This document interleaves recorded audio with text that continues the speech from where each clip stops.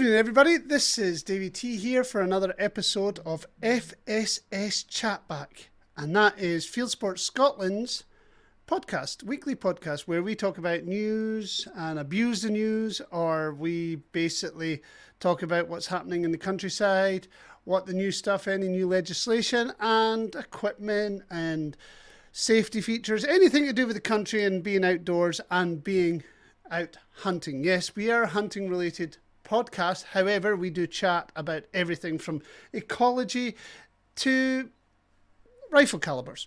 Okay, it's simple.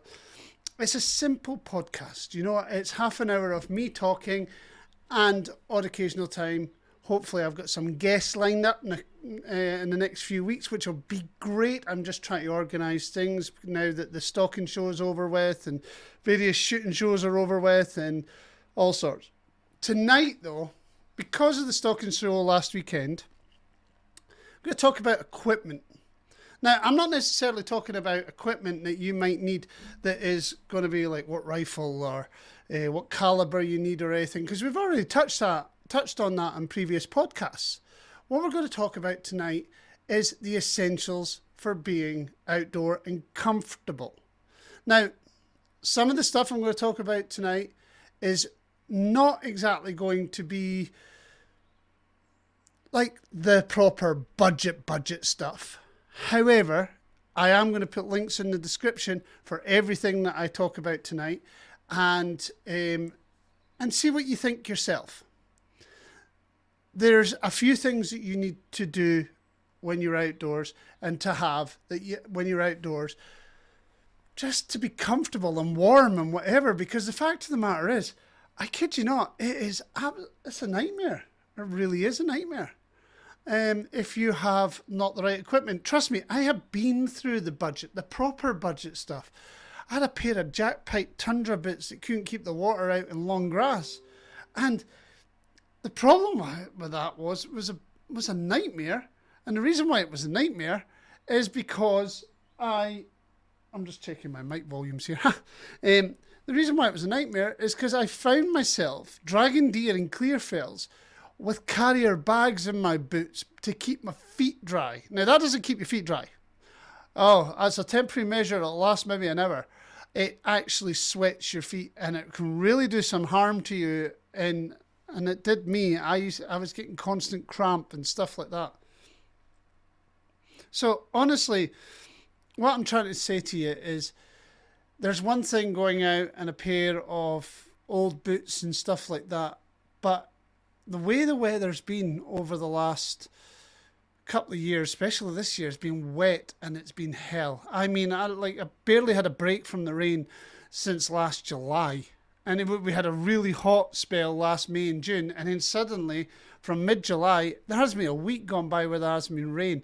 I mean, there's places where that is waterlogged that I've never seen waterlogged in my life. It's just crazy. It really is. So you really have to think about the equipment that you've got.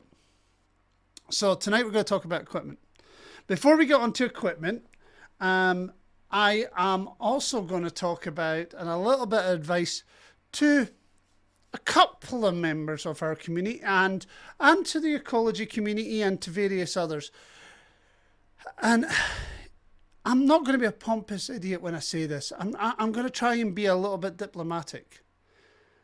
First of all, the news this week that DEFRA were doing backdoor deals apparently with GWCT. And yeah, they might have been doing backdoor deals, but I'm going to be honest, whether you're on the ecology side of things or whether you're on the sporting side of things, backdoor deals don't work. I wish people would start learning from their mistakes. GCWT, Game and Wildlife Conservation Trust. So I was at GWCT. Yeah, I was right I was right the first time, right? They were doing backdoor deals with DEFRA. And it's been announced in government that Wild Justice has won their lawsuit against this. And it's not on. It's whether you're Wild Justice, whether you're a conservation trust, whether you're Basque or whether you're Sax or SGA, the days of doing backdoor deals are over. You know, it doesn't matter what side of the fence you are on. It is not going to be good for your cause when it's finally found out. I wish people would stop doing these stupid things because it just makes everybody look bad. It is. So I'm going to get that off my chest. Another bit of advice is that you just spend a bit of time researching what you need to research when you're looking into when you're coming up with stuff. Whether you're on the sporting side or the ecology side, really know your facts before you answer questions, especially in a public forum. And because it can be really detrimental to whatever project you're on. It could really cause problems for you in the future. Listen to the people who know. And I'm not saying that I'm an expert on anything. A lot of people will call me an expert in night vision products and whatever. And I'm not really an expert in absolutely anything. I just got a lot of knowledge when it comes to these things. But there's no point in a public forum like opening yourself up to that, because it could really be detrimental to you in the future. I'm not saying be fully open, because sometimes that's not even possible. But in other ways, don't try and fob something off with inaccurate facts. Whether it's to do with an ecology project or whether it's to do with a shooting project and whatever. I'm not for instance, I sit here every week and I talk about the sporting industry and stuff like that. We could be our own worst enemy in the sporting industry. But likewise, to any other part of the outdoor industry, they could be their own worst enemy. And the reason for it is because there is certain parts of the community, of every community, it doesn't matter who you are, that is going to be bad. And so immediately going on a defensive can be very, very, let's just say, poor. So I'm really going on about this whole DEFRA GWCT thing. And I follow a lot of the GWCT things.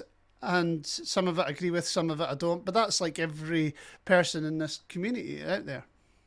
So just for that fact, on the political side of things and the open side of things, and we had the stalking show last week, and it seemed to be a really good success, and it really did promote deer stalking in the UK, and it's bringing awareness. There was a lot of people there who had nothing to do with deer stalking, just wanted to go along and see what it was all about, and that's what it is all about. And it was a family orientated thing as well. I know there was a lot of gunsmiths there, a lot of gun shops, and a lot of outfitters and people like that. But there was a few educational things like demonstrations and large ring demonstrations and things like that there. And that's good for the business. But on the other hand, backdoor deals cannot happen anymore. You've got people in the grassroots of all the communities involved in working in the outdoors. All the people in the grassroots are working hard to work along with everybody else. And then we have our idiots in the political side of things, the organisations that are supposed to back us up, making rookie mistakes, silly mistakes. It's just silly. It's just silly. Anyway, that's off my chest. So that was the latest news in here. While Justice won another appeal against the government and the GWCT because of silly backdoor deals. And this time it was to do with releasing game birds, you know. It's when it looks like you're above the law, you could do what the hell you like. People are going to attack you and find a way to attack you. And that is a big problem. Anyway, enough of that. Another wet week. I've been on deer management stuff. I have made use of some of the quieter nights to be able to get out and do some fox control and to do for the lambing and to do some deer management stuff. I have done a video for my for YouTube. I've done a video for that. I will be editing that soon of a simple Sika recipe that I used for the slow cooker. Kids loved it tonight, so I did a bit of video on that and how easy it was of a freshly lardered Sika spiker, which was great. That's one of the perks of me doing what I do, sort of thing. So that's great. Just looking, what else have I done this week? Been working on a few different little projects, trying to get my equipment back up to standard because everything is so wet, everything is so muddy. I've still got a winch to put to my quad bike. I've got various other bits and bobs that I need to fix. It's just been busy. It really has. And it's been tiresome. And I'm still trying to get to the gym 3 nights a week just to keep my fitness up as well, which is not always easy. However, tonight I thought we would talk about equipment, and that'll be the main feature for tonight. And we're not talking about just expensive equipment, and we're not talking about rifles and the things that you need to actually go shooting. I'm trying to think about the things that are not necessarily, doesn't need to be necessarily hugely expensive, but they are the vital things that you need. And because this is a podcast, I know I'm videoing this, I don't see the point of me bringing out all the stuff that I have and having the table here filled with all sorts of stuff. I just want to talk about it because, but I will set up links to, like, Amazon's easiest thing to do. So all the things that I'm going to talk about tonight, I am going to put up links to Amazon for it. And then if you want to purchase it, you can purchase it. If you don't and you want to find an alternative, go for that. But the fact of the matter is, this is what I use. So I have been asked in a couple of my videos and stuff what torque wrench I use, which I'll put up tonight. What boots do I wear? What trousers do I wear? How do I feel comfortable in certain things? What pairs of gloves that I wear, for instance. But it's all about your own comfort. And genuinely what I say to people, if you're comfortable being outdoors and you're used to being outdoors, wear what you're comfortable in, because sizes do change from brand to brand. And, I can't wear a pair of game trousers, for instance, which is a cheaper brand, because my legs are too big and it seems to rip the crotch. It fits around my waist fine, fits over me fine, but see, when I'm lifting, my legs are just so tight and I can't work with them. I used to wear man leggings, for instance. They weren't man leggings, they were deer hunter stripe, but they were very kind of flexible and stretchy, and they are. And you get a lot of deer tech stuff and hunting flex stuff from Shooter King and all that now that do. A lot of us guys are bigger guys, you know. I'm not a small guy, and a lot of the guys that are out there stalking and hunting are not small guys. So you've got to be comfortable in it. So the first thing I'll talk about tonight is a pair of boots. So I use 2 brands, and I used to swear by Bester boots, and I still do in many respects. However, over the last couple of years, I have been unable to find a pair of Bester boots that are under £400. So really, it's a bit of a struggle. They're still, as far as I'm concerned, the best boots on the market for comfort. They never seem to need broken in. You can wear them from brand new. They don't hurt your feet. And they're rigid enough to keep your ankles and stuff like that safe, and waterproof. Unbelievably waterproof. I still swear by them. And I did reviews a couple of years ago. But bearing in mind, a couple of years ago, a pair of Bester boots were 180 quid to £200.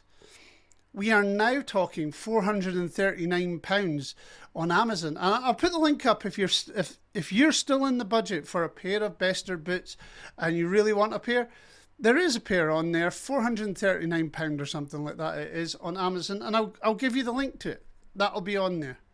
However, when I had the house fire a couple of years back, I lost all my stuff, all my boots and everything, because it was all in the fire. The only thing that I had was the shooting stuff that I had when I was away on the estate retreat. But a lot of that, because I wasn't expected to be outdoors, I had a pair of boots and they were just a normal pair of hiking boots that weren't the best. But as I said, I was on a meeting retreat when the fire happened, almost 100 miles. Well, I think it was about 100 miles away from where I stayed. So I didn't need half the stuff that I normally take out. So I lost that. So when I was looking for a pair of boots, when I came back after the fire, and I needed them for work, I went with a cheaper brand, a brand I never usually wear. And that's a pair of Grisport. That's spelled Grisport. Now, they were Pro Gamekeeper, and at the time, I think they were around about £110. I'm just going to take a drink. Yeah, they were about £110. However, they're now up to around about £170, which are still great. But they also do another one. I think, I'm trying to remember what the name of them. They do a higher boot, and they are what they call high stock boot. Give me a second, I'll have a wee look. But I'll put a link up to them. They're still £110. They're more like the boots, the older version of the Pro Gamekeeper boots that I still wear, and they're very, very good, very lightweight. My feet have never been wet in them. I mean, like, I'm on the moor all the time, and the moor is sodding. I mean, there's places, I would say it's more like a marsh than a moor these days. I kid you not, I was driving the quad bike the other night there, and the moss was way, like the water in the moss was way above my wheel arches at some points, and I was struggling, absolutely struggling to extract a deer because it was just so wet. So my feet were dry. And now I have to say, the most important thing you could ever have when you're out and about, whether you're hill walking, whether you're rambling, whether you're stalking, whether you're game shooting, whether you're doing any of this, any outdoor pursuit whatsoever, even gardening, is a decent pair of boots. Now, as I said, don't have to break the bank. I'm not saying go and buy a 430 or a 440 pound pair of boots. As some of the big names, don't buy Herkila. To be honest, my last pair of Herkila, we call them Russian boots for a reason. They rush in the front and rush back out the back again. Your feet are more wet in them than what they're in anything else.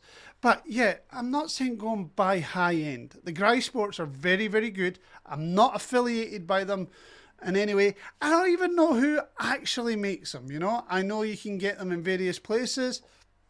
I don't know what country they're made in. I actually don't know anything about the boot. I just think they're good.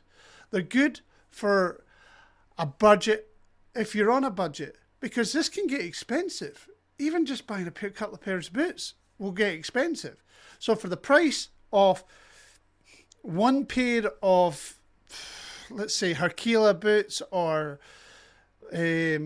Sealand or even a pair of Mindals, you could buy two pairs of boots from Grisport, and they are fantastic. I mean, you won't go wrong with them. So there's your boots. The other thing is clothing. You wear what's flexible. You could be climbing fences. You could be having to crawl out in marshes or crawl across heather or even climb up into a high seat can be a bit difficult if the trousers are a wee bit too tight round the crotch area, you know. So I have recently realised that what used to be one of the more expensive brands for me is now actually one of the more cheaper brands. They're right there with everything low end, but they're actually still good quality. And I've been looking on, as again I put links up, is the Shooter King stuff. Now they've got this, is it called Deer Flex or Hunt Flex or technology that they use, and I've got a pair of Shooter King trousers on just now. I've got a pair of Shooter King Merlin trousers that cost me like 60 quid. I've got these on just now, and I wear their shirts as well. The shirts have got the anti-insect, anti-mosquito ones. They are fantastic. So I've been buying a lot of Shooter King products, and I'm not promoting Shooter King. I'm just realizing that their website always seems to be on this like sale or discount, and I mean, the stuff that they've got is fantastic. I saw on Amazon that they were doing a smock for 140 or 130 quid. Again, I'll put the link up, and I mean, I can't fault them. Yes, the stuff is made in China. A lot of the stuff is made in China. However, I genuinely haven't been able to fault them. I have been through them all. I've been through Game, I've been through Percussion, I've been through the whole works, all the cheaper brands, all the lower end brands. And to be honest, Shooter King used to be way too expensive for me. But now you can get most of their trousers, most of their jackets, and most of their smocks and stuff for under £100 if you're looking in the right places. As I said, put the link up there, and if that's what you wear, put it at the back in feedback and just back me up on this. Or if you disagree with it, if you think it's a whole pile of tosh, say that as well, because I've got no problem with that. As I said, not affiliated, not getting any money for it. Don't really know much about the brand other than it's comfortable for me when I'm out, and it's fine. So your clothing side of things, comfort, warmth. Think about the time of year as well. The good thing about those shirts, they're like Wapiti style shirts that I get, is that under the armpits they've got zips, so when it's really, really warm out there, you got some ventilation. And it's the same with their smocks, and I feel a lot of their stuff is breathable, but also waterproof, but also comfortable and warm. Gloves. I use gloves a lot. Now, in the summertime, I use gloves. In the wintertime, I use gloves. And sometimes I use the same gloves in the summertime as I do in the wintertime.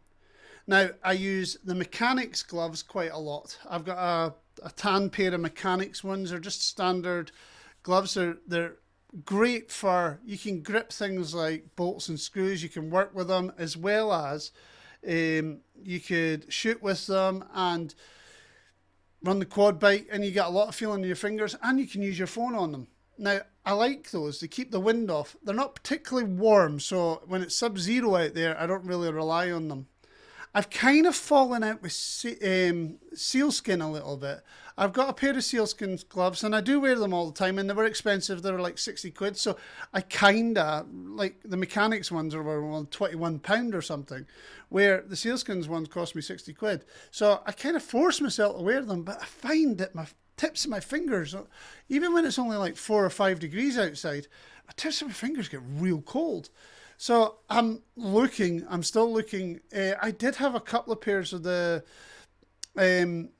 sealskins gloves before these ones, which were fantastic. So I'll try and find the ones I had before that I love to bits, and I'll put a link up for you in regards to that. One of the big things, though, when you're out and about, is keeping yourself safe. Now, I through the estate, I use a personal locator beacon. This one is a Montgomery one, I think it is. Again, I'll put a link up. They're about 250 quid. And I've never had to use one. The locator beacons is there when you need it type thing. It's not so much I need it all the time, but it's good to have on you. And you keep it on you, put it in your rucksack. It's a good safety thing, because you could be in an area where there's no signal. And that locator beacon sends an automatic GPS distress to a satellite, and that gets sent off to emergency services. And some locator beacons will send it off to a call center in America, and then they'll have to contact over here, and then there'll be a bit of a hoo-ha and round about the offices to finally get somebody out to where you are. However, it's better than having nothing. A lot of people are going missing in the Scottish Hills over the last 5, 6, 10 years. Lots of people are still not found, and they just don't have the basic survival gear. A good poncho. The poncho is worth its weight in gold, whether it's for to block the wind on a high seat or just to keep you dry. You can use it as a temporary shelter. You could use it as a jacket. You could use it all sorts. It keeps you dry. A good poncho. They're not expensive. They're like 20 quid, 15 quid, depending. Just get one, you know. Have it wrapped up in your rucksack. It's not heavy. Just get it in there. A good knife. Now, there's a lot of discussion on this in regards to a good knife. And one of the big problems is a good knife could cost you anything from 10 quid to £1,000, depending on your budget. Now, I use a Mora knife. I just use a standard Mora knife companion. I use that for all my deer stalking stuff. I use that for survival stuff. I use that for everything. Easy to sharp, and it costs about a tenner. There is plenty other knives that are very similar to it. I can't find the Mora knife that companion on Amazon, but I will put a similar knife that is roughly around about the same price to what I use. Now, the good thing about a cheap knife like a Mora knife is that if you lose it, you're not having to replace it with another £1,000. Now, I can't find my knife, my normal brown knife. I can't find it anywhere. I have no idea where it is, and that is worth like 180 quid or something. So, but my Mora knife, I can always find my Mora knife. I've got two in my car all the time. I have two on me when I go stalking, and that they're perfect. They hold an edge for such a long time, and they sharpen. And that takes me to a sharpener. Now, some of the best sharpeners out there are big and bulky. They're steels. They're proper chef steels. You don't want that. The best sharpener that I've ever had, and I got put onto it by a mate in America, is a Works, a guided sharpening tool. It's got a rough side, it's got a smooth side, it's got a carbon side, it's got a polishing side to it, and it's all guided, and it's only about 1.5 inches to 2 inches long. That's actually about 2 inches long. It's easy to slip into your pocket, into your rucksack, and I mean that keeps my knives sharp. You have a wee knife pocket in most hunting trousers. I usually just slip. It's a wee slot. It's usually on your right hand thigh at the back. I usually just slip it in there, and then I give it a sharp. I'll put a link up for that as well. They cost around about, I think it was about 30 quid, 30, 40 quid. But I've had it for like 3 or 4 years now. And it's still going strong. I use it every single day, literally every single day. I use it for sharpening my knives every time I'm out. If I have 3 or 4 deer, as anybody knows who calls a lot of deer, they will find that their knife will go blunt, hitting bone and stuff like that. It doesn't take much to give it a quick sharpening. And then finally, two of the most important things in the world to have: a good tourniquet and Israeli bandages. Now, yes, go all out and buy a whole big kit, and you can put it in your rucksack with plasters and everything. And it's good to have. It's better to have it than not to have it. But having an Israeli bandage that you can just slip into your pocket, and a tourniquet that you can slip into your pocket, or you can get little belt holders for them, and having that on you is second to none. In fact, I have to purchase a couple of Israeli bandages, and I'll send you the link because I'm buying the exact ones that tonight when I'm finished this. And both of those I had to use on kids. Yes, kids. Both of those I had to use. One was for, both of them are for broken arms. I used them both as slings and splints, and to tie up splints for broken arms for those kids. That is how important these simple little products. Now, 2 Israeli bandages are about $8.99 on Amazon. So get a couple of them and carry one all the time. Anyway, I'm coming to the end of the show, and I'm hoping that I've given you a bit of information tonight that is, any questions, you know you can come to me anytime. I honestly thank you for supporting the channel. Thank you for supporting my show, and thank you for listening. Happy hunting. Good night.